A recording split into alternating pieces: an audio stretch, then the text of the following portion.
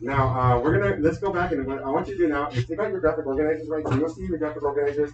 We have it broken down into key terms, right? Into key terms, right? So the key terms are going to be used for you to use, so you can write out the definitions that we're going to discuss in a short lecture, right? And then what we're going to do is each one of your tables actually have the primary sources from periods of imperialism, right? So over here we have the Belgians in Congo.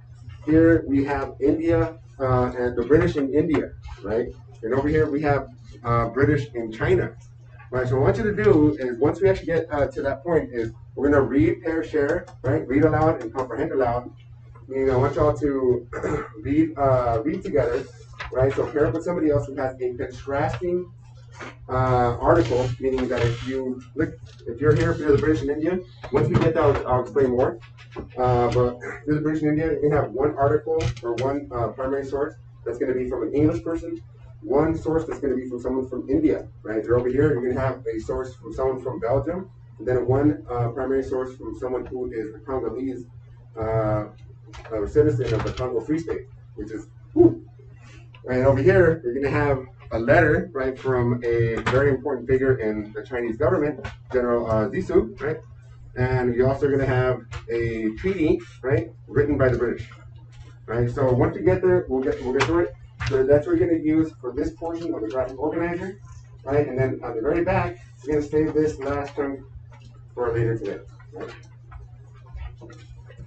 Okay, so we're going to briefly go through a lecture that I prepared for y'all with a lot of love and care, right? And thank you very much. Okay, so okay, have a lot of cool visuals, right? So once again, right, there's tons of cartoons from this time period, but let's get into some of the meat and the stuff of the soup, of the meat and soup of what happened during the ancient periods.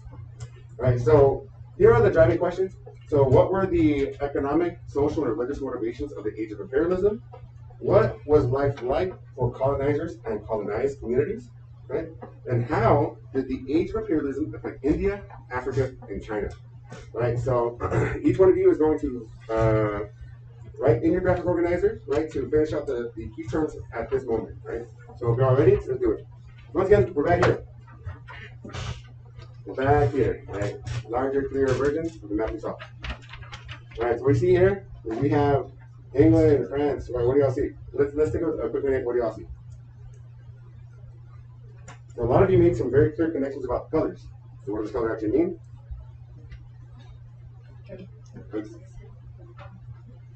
Right.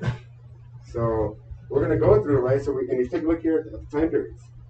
We go from 1400s, 1500s, 1600s, 1700s, 1800s, and we see this huge time period, right? Right when the Industrial Revolution hits, we see all the nation states, all the countries start to get into the imperial land grab, right?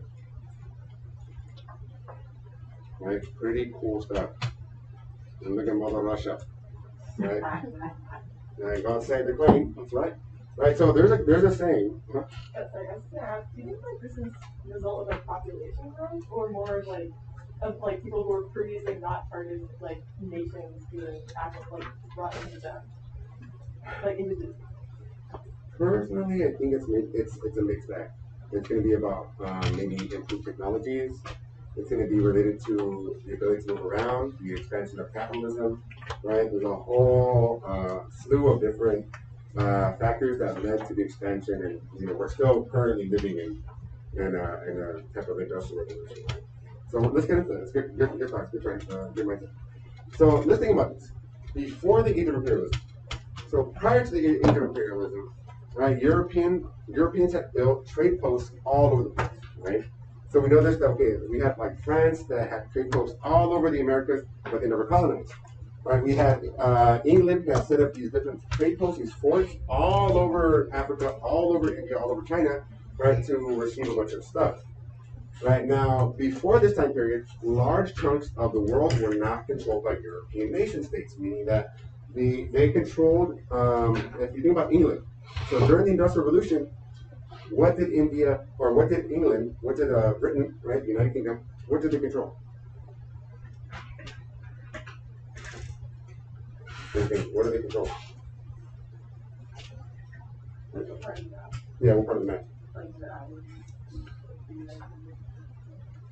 Just the island?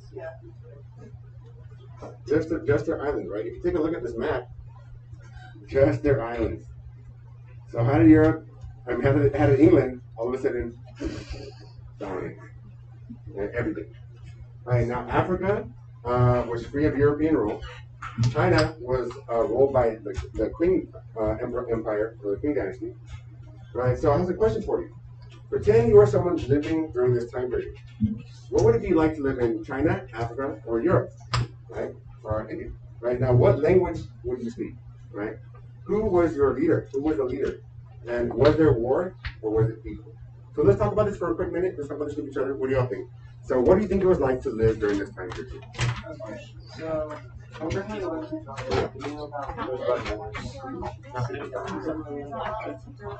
Before Pharaoh. So what's going to exist before Pharaoh, right? Before the time. Well, I mean, There was a lot of fighting. before. Yeah. Well, that's just, Well, he said Egyptians were concerned. He said they gave What language? Yeah, because that was really close. Then I don't know, even if Jefferson was Something about like in India. right. That was, well, there's a few times about it. I think most recently was. It's like in China. well, it depends on the individual place, what is peaceful. Who would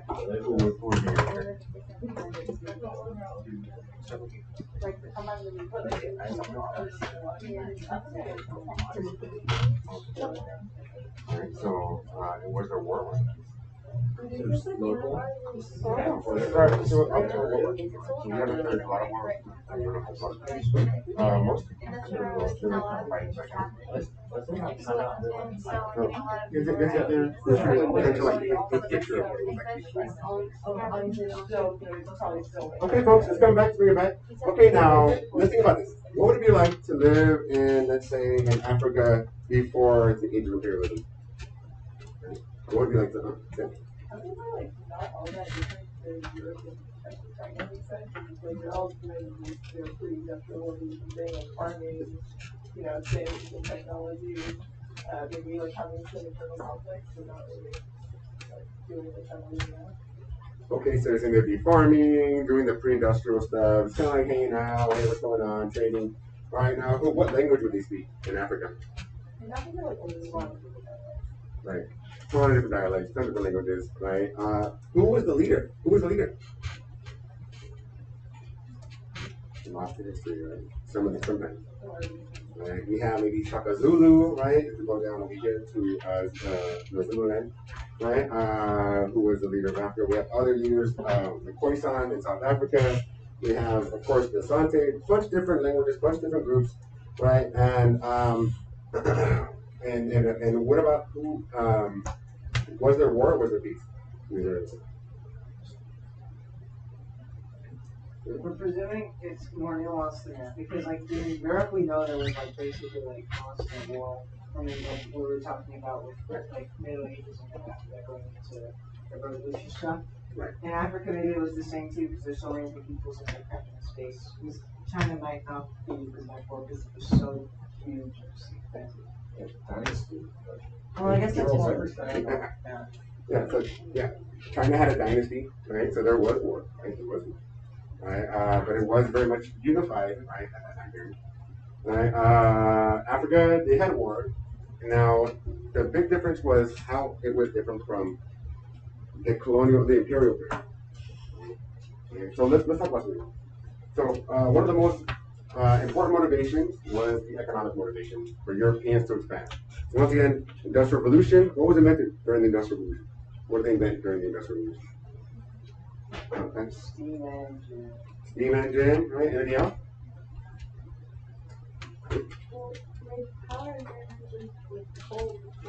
Like the use of coal, right? They had start to use coal, right?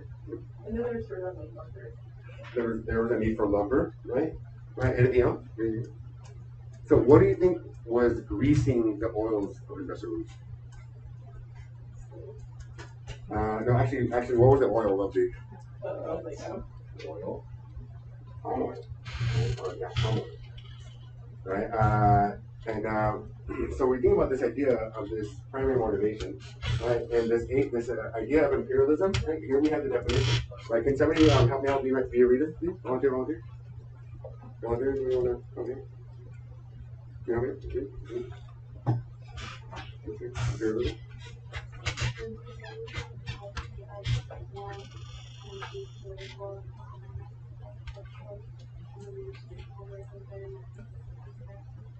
Right, so this is one of our first definitions that you want to use to fill out your graphic organizer. Right, so once again, we're talking about the idea that we have the machines, right? We have steam power, the use of coal, and then we see that the nation state needed more things, right? So how do you get those things? You expand your borders, right? And you go to other places, right? So we have this need for resources, rubber, steel, opium, right? Cotton, petroleum, palm oil, right? And who funded these explorations? Who do you think was funding these explorations? Sometimes European kings, and a lot of times it was bankers. Right? Because remember, okay, we have the two different classes being created during the Industrial Revolution. Who were the two different classes? That's it. Right, so we have the bourgeoisie and the proletariat, right? Right, the core class, right? So, who were the bourgeoisie? Anyone? Who were the bad and bougie, right? Anyone remember? Dean or yeah, Jeff, you remember? Who were the bougie? Who were the bad and bougie? The bourgeoisie. Who's that? The people that were in the first estate. Okay, the people that making the connection to the French Revolution, yes, great, right? So the people who were in the first estate, right, the wealthy folks, right, the people who controlled a lot of things. But this time, during the Industrial Revolution, what did they control? JC? The factories, right? So now they own the means of production, right? They own the means of production, and this created a wealth of monies that are now being funded to explore other places, right? So some of these were card takers. All right, any questions, comments? All right, y'all enjoy, is this good so far? Now, what we see is we all see the political military motivations, meaning that we all of a sudden have steam power, right? Steam power is not only used to power machines, but also what else? What else is steam power used to power? Transportation, merchant ships, right? So we see that mercantilism, right? The merchant ships start to expand, go to farther and farther lands. So think about this. During the Renaissance, right, before the Industrial Revolution, usually you would live and die within a 40-mile radius of your home, right? Meaning from where you were born. So wherever you were born, you would live and die within 40 miles. After the advent of the creation of steam power, we see that all of a sudden we are able to move farther and farther into other lands, right? And we have not only merchant ships, but what else? Navigation, naval vessels, right? So what is the saying? So who knows what HMS means again? Who knows what HMS means? All right, Her Majesty's Service, Her Majesty's Ships, right? Miss Kay? What? Her Majesty's ship. Her Majesty's Ship, right? So HMS, I mean that we all of a sudden see naval ships, right? So we see that military and navy start to get powered by steam engines, and we start to see this crazy expansion, right? Not only that, we see the telegraph communication is happening faster and faster and faster. Oh my goodness, what's going on here, right? And then we also see the invention of things like the Maxim machine gun, right? A good tool, right? A great tool for what? What would the Maxim machine gun be used for? Yeah, killing a lot of people in war, right? Or for subduing a rowdy, subjective nation country. Most guns were bolt action before this, right? They're bolt action. They do not work fast. Meaning, if you think about when Africa was during the colonial period of Africa by the British, it was usually bolt action. But we see like South Africa wasn't really developed until the Maxim machine gun was built. Why? Because there was this mow down this illumination. Right, so it's pretty crazy. Now, Western leaders said that they were doing this to protect national interest. right? They were doing this to protect national interests. Now, were they? Of their country, of course, right?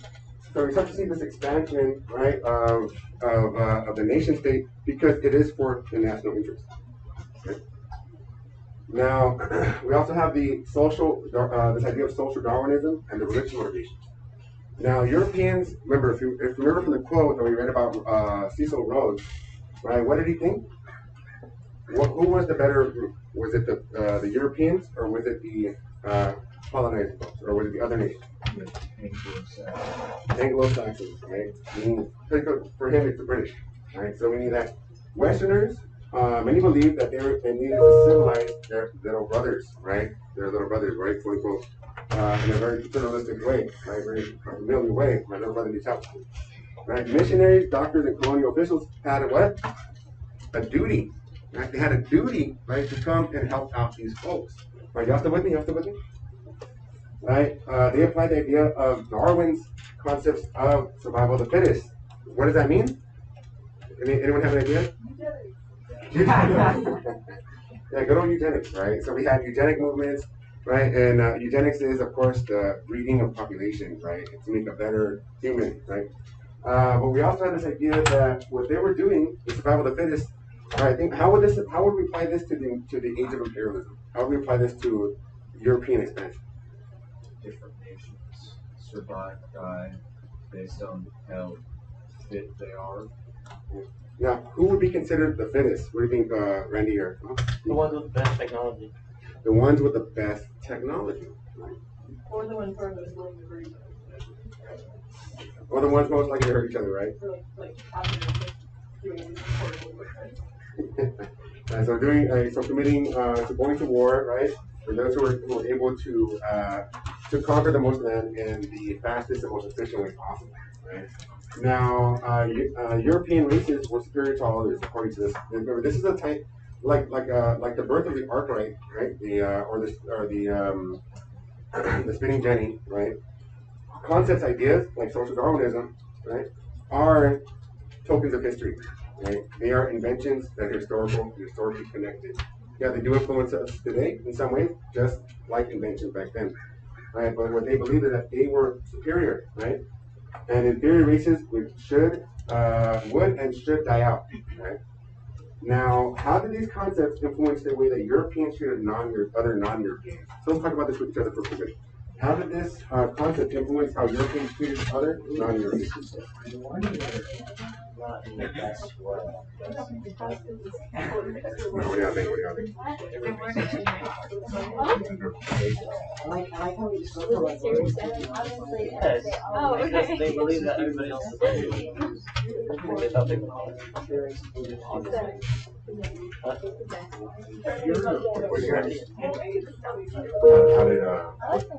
those who believe that you're superior race, and how would you treat others who are like not part of that superior race? Hey, like, you gotta think, this was like 200 years ago. People really So what do you think? yeah, like, remember the map that changed? So how would so this one against social Darwinism, where the folks that they were superior and European nations, how would they treat other non-Europeans? How would they treat their ideas? They would care about that. How would they treat their language? Other like colonizers like, hey, we don't want this, and we're like, okay. well, I feel like racism Yeah, like yeah, really stopped and made sense because How would they treat them personally? Are you human? thing coming out of the like the people who bad things So we see how these ideas but spurred on. No one thinks they're Any other what do you think? They're actually like, Well, I mean, it was kind of the main drive of imperialism because they believed that it was they sort of needed actual to fix the other people of the community. That's what gets really interesting, right? How technology matched with those ideas, right? All of a sudden, they have the ability and they have the idea, right? Now, okay, folks. So, real quick. So let's hear it. What do y'all think? How did these concepts influence how Europeans treated other non-Europeans? What do you think? Kind of adopted everybody's excuse for economic gain. right? There was an excuse. Convenient, like, way to disconnect. Right, so we're going to see this, right? We're going to see this today, right? That it was an excuse to influence economic motivation, right? Right, or it justified the pursuit of economic motivation, right? Any other ideas? Any other ideas? Any other feedback? What do you think? What do you think, Nubia? You know another one? Or how would they treat their ideas? Or not your opinion? You already can, right? I would, I think too it's critical because it says they needed to civilize their little brothers, meaning like they were supposed to be like teaching them and enlightening them and helping them. And then it says inferior races would and should die out. So right, yes, they would and should die out, right? Because it's just like anything else. If there's a superior group of people, then they would conquer and other groups should be out. Right? Now we can see is this influenced a lot of things, right? Influenced the way that they treated their ideas, treated maybe their civilization, treated their language, they even treated them. Right? We're gonna see this today. Right, now this established kind of a split group of colonizer and colonized, right? Colonizer and colonized, right?